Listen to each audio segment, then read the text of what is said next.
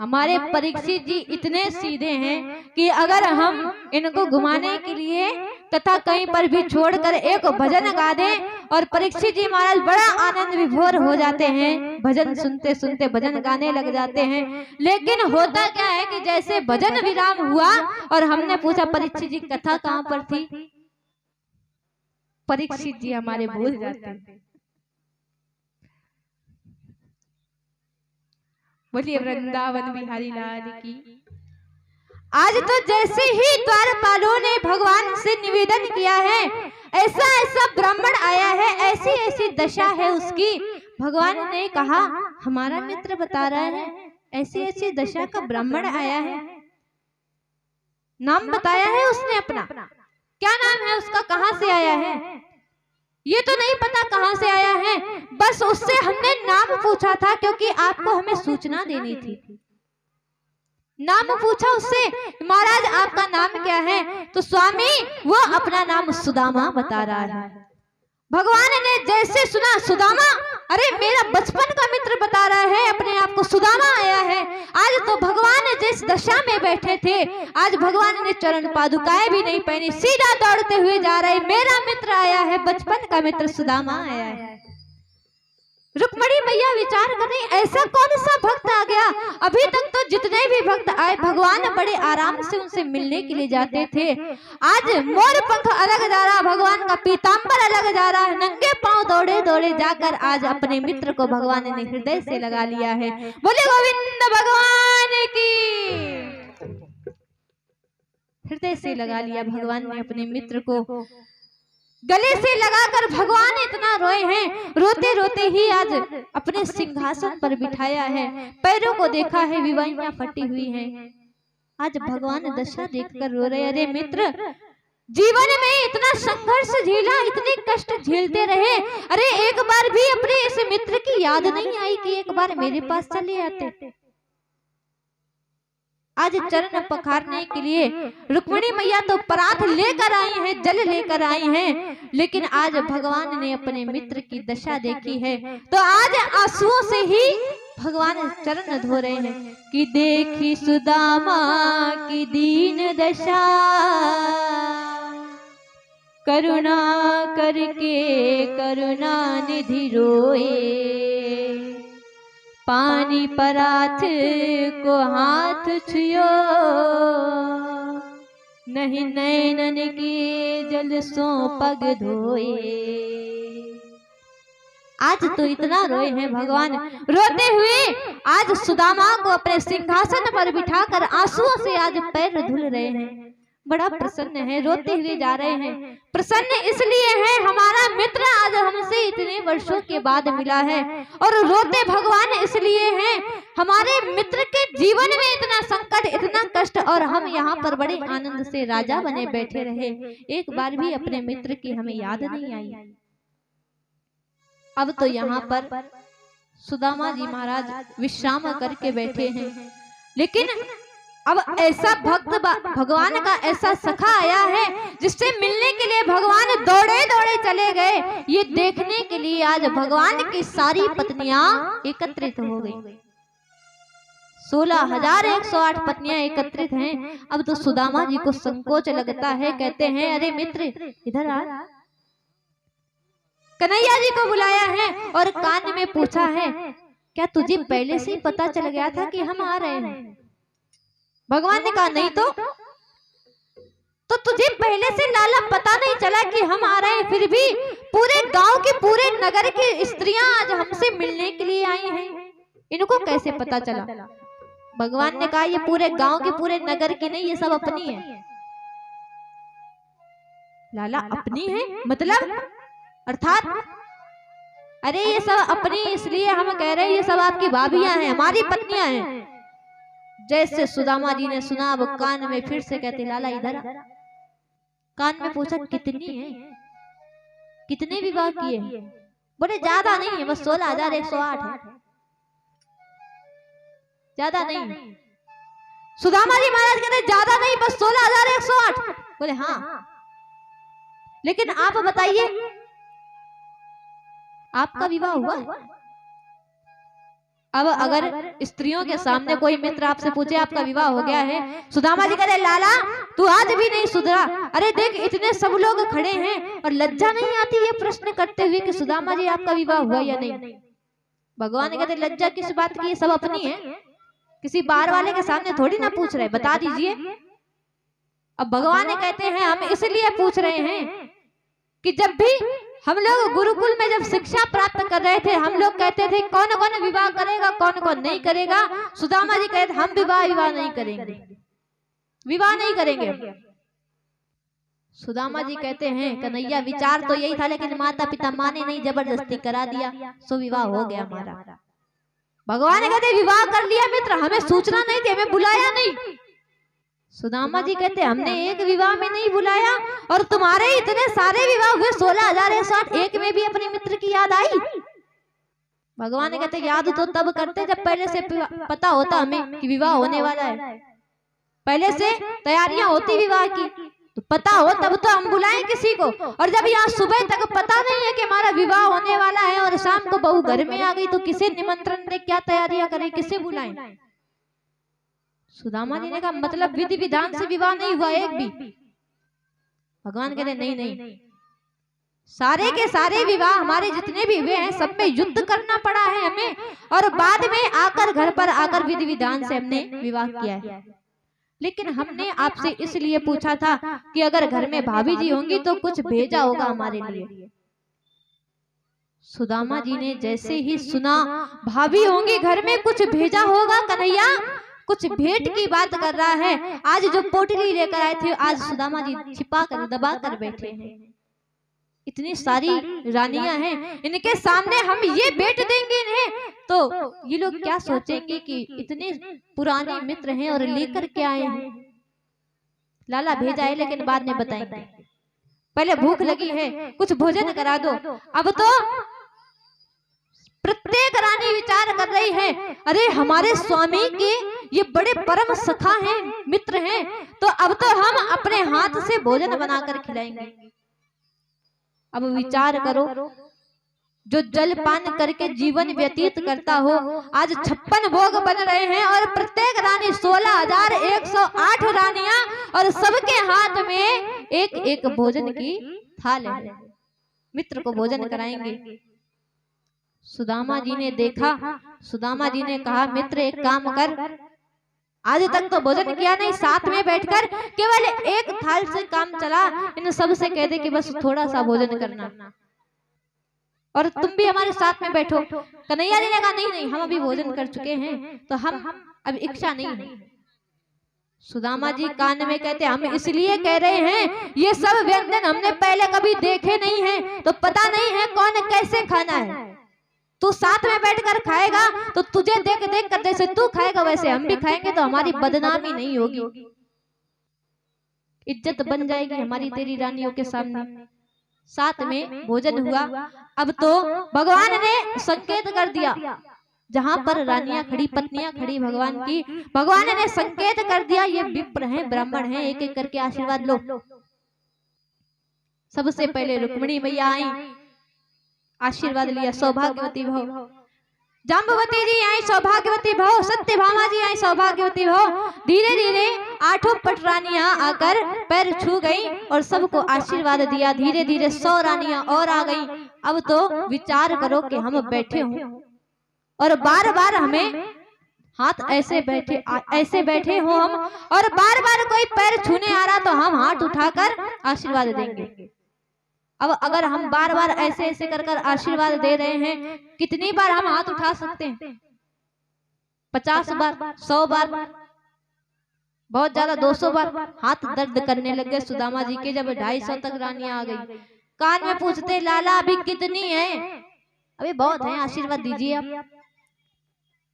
सुदामा जी आशीर्वाद तो देते हैं, 400 आ गई, 500 आ गई। सुदामा जी अब तो सौभाग्यवती लाला को बुलाया। लाला एक काम कर, ऐसे तो हम आशीर्वाद देते देते ऊपर पहुंच जाएंगे और तेरी ये पत्नियां कभी भी आशीर्वाद लेकर ही छकेंगी नहीं।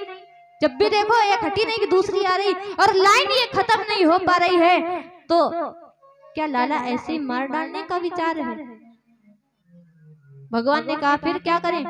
तो लाला बस हमारे ऊपर एक कृपा कर दे, इन सब के बदले तू ही आशीर्वाद ले ले, और इन सब को हम तेरे को आशीर्वाद देंगे तो इन सब को भी आशीर्वाद मिल जाएगा, आशीर्वाद प्राप्त हो जाएगा। आज भगवान ने आशीर्वाद लिया है सुदामा जी से, आशीर्वाद लिया है।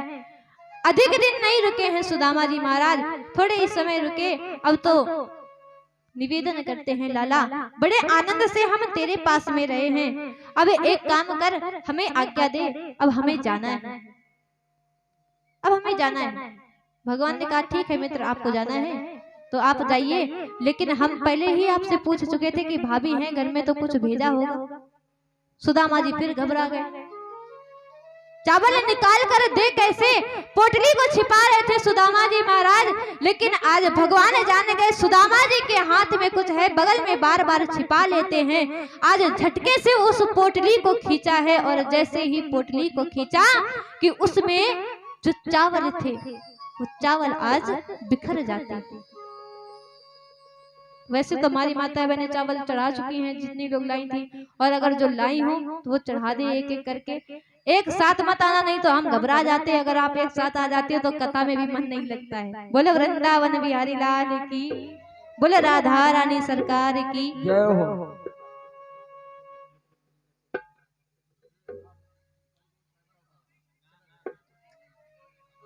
बोलिए वृंदावन बिहारी लाल की।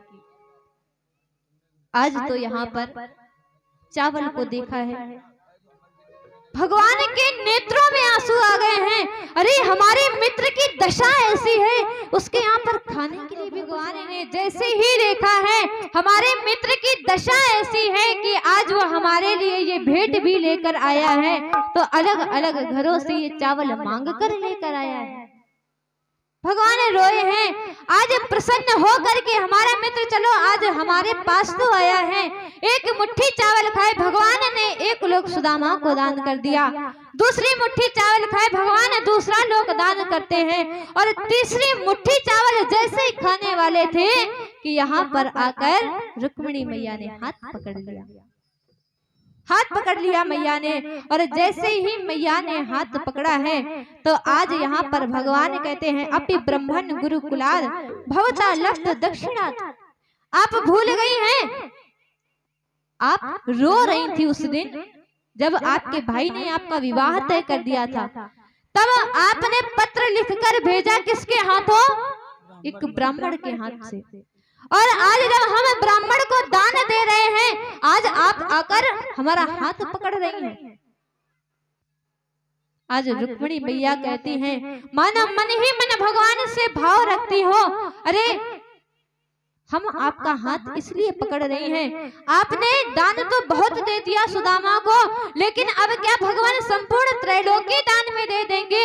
अगर सब कुछ आपने सुदामा को दे दिया फिर हम कहाँ जाएंगे, आप कहाँ जाएंगे?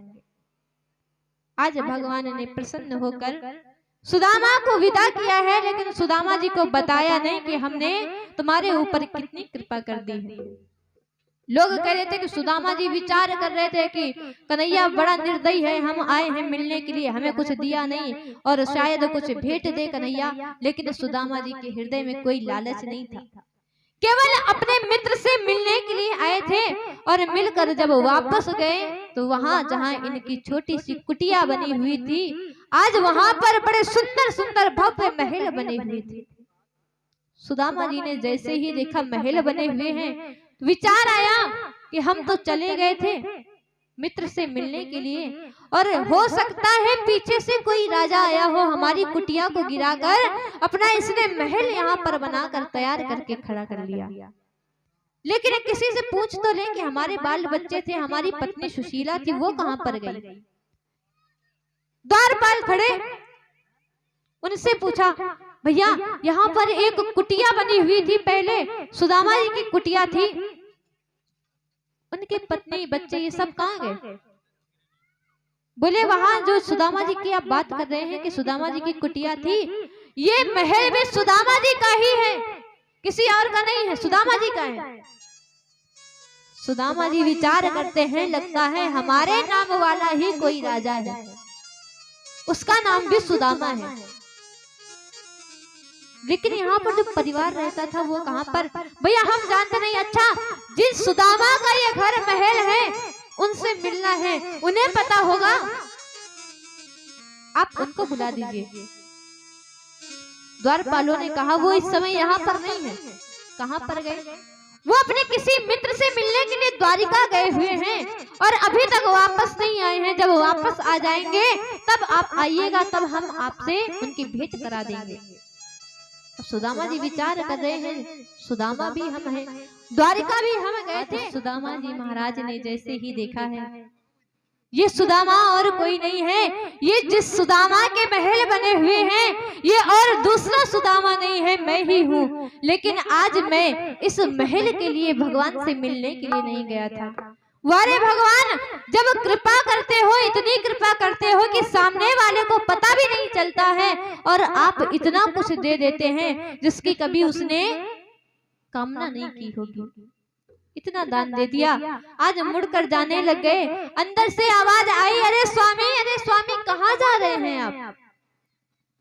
देखा क्या, सुशीला निकल कर आई हैं, सुंदर वस्त्र, सुंदर आभूषण, 10-20 रानियां दासियां पीछे चल रही हैं। दासियों के साथ में आज सुशीला आई हैं। स्वामी कहाँ जा रहे हैं?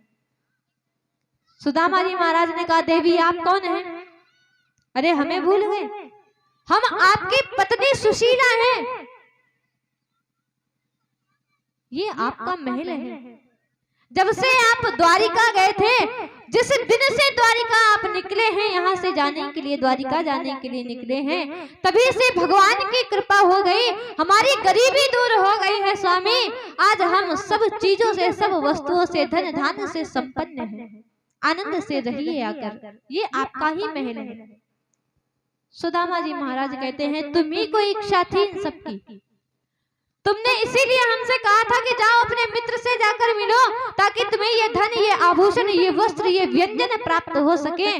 सो अब देवी आप ही यहाँ पर रहिए। अगर हम इसमें रहे, 2-4 माला हम जाप करते रहते, भगवान कृष्ण का चिंतन करते हैं, इस चकाचौंध में वो भजन, वो भक्ति छूट जाएगी हमारी। इसलिए आप महल में रहिए, हम तो वन में जाकर आनंद से रहेंगे। सुशीला चरणों में गिर गई, स्वामी दुख में तो आपने हमें अपने साथ रखा, और आज जब सुख आया है घर में, और उस सुख का हम क्या करें जब हमारा स्वामी वन में चला जाएगा सब त्याग करके। ये सुख हमें नहीं भाता है। एक काम करिए, बच्चे आनंद से रहेंगे, हमें भी आप अपने साथ में वन में ले चलिए, हम दोनों भगवान का भजन करेंगे। जैसे ही सुदामा और सुशीला जाने लग गई कि भगवान प्रकट होकर, आज भगवान प्रकट होकर दर्शन देते हैं। अरे सुदामा, अरे सुशीला कहाँ जा रहे हो? ये तुम्हारा महल है, जीवन पर्यंत तो तुमने कष्ट झेले हैं, कष्ट उठाए हैं, और आज जब जीवन में तुम्हारे सुख आया, प्रसन्नता आई है, तो तुम इस सब को त्याग कर जा रहे हो। सुदामा जी महाराज कहते हैं, अगर यहाँ पर रहे तो ये सब में, इस आनंद में हम आपका भजन पूजन छोड़ देंगे, छूट जाएगा। भगवान ने कहा ऐसा कुछ नहीं होगा, ये सब तुम्हारी पूजा का, तुम्हारे भजन का, तुम्हारे कर्मों का ये प्रसाद हमने तुम्हें दिया है। बहुत कम लोग जानते होंगे प्रसाद का अर्थ क्या होता है। हम लोग आरती करते हैं, आरती के बाद में जब भगवान की आरती हो जाती तो हम सभी लोग आरती लेते हैं। मानो आरती इसलिए लेते हैं कि भगवान की हम नजर उतार रहे हैं, और ये भक्त के हृदय में भाव होना चाहिए। आरती हम इसलिए ले रहे हैं, हमको जिस प्रकार नजर लग जाती है, हमारे भगवान को भी सभी लोग देख रहे हैं। सब लोग देखते तो कहीं भगवान को नजर ना लग गई हो, इसलिए आरती लेकर भगवान की नजर अपने ऊपर हम ले लेते हैं। प्रसाद का अर्थ क्या होता है? प्रा से होता है प्रभु, सा से होता है साक्षात, और दा से होता है दर्शन।